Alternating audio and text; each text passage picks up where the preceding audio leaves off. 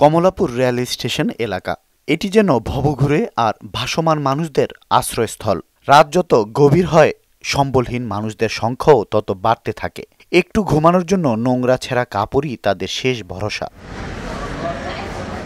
জীবনের গল্প এক একজনের এক এক রকম, তবে তাদের মধ্যে অনেকেই থাকার জন্য যে ঘর ভাড়ার প্রয়োজন হয় সে অর্থের যোগান দিতে না পেরেই বেছে নিতে হয়েছে ফুটপাত। খাওয়া দাওয়া মনে করেন কমলাপুর যায় করি, অনেক সময় না খেয়েও থাকি, সেখানে থাকি, রাইতে মশা কামড়ায় অনেক কষ্ট হয়। কারো আবার গল্পের পাল্লাটা অধিক ভারী।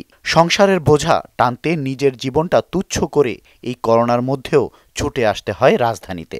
সারাদিন কর্মশেষে কিছু টাকা পরিবারের হাতে পৌঁছে দিতেই রাত কাটাতে হয় ফুটপাতে। দেশে এখন বর্তমান কর্ম নাই, এখন আমি এখানে আসছি।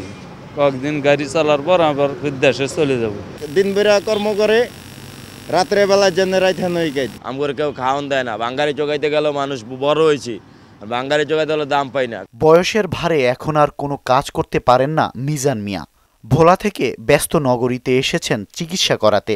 আপনজন না থাকায় গাবতলী বাস টার্মিনালই রাত কাটে তার। আবার দেশে একটু ডাক্তারের কাছে আসি, ডাক্তারের কাছে আসি যে কাকা, জি না জি না জি না। ও কাকা আমার এই যে দাঁতের সমস্যা আছে, কথা বুঝি না, আমার বেশি দাঁতের সমস্যা, কথা বুঝি আমার এই দাঁতের সমস্যা নিয়ে বেশি একটু ঠেকে গেছি যে কাকা।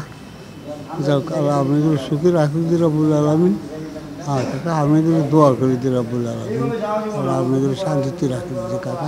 শুধু দাঁতের সমস্যা আছে কাকা, আর কিছু যে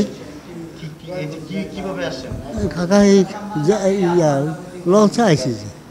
এরকম আরও অনেকেই আছেন যারা মূলত নদী ভাঙ্গন, বন্যাসহ বিভিন্ন প্রাকৃতিক বিপর্যয়ের পরে ঘরহীন হয়ে পথে আশ্রয় নিয়েছেন।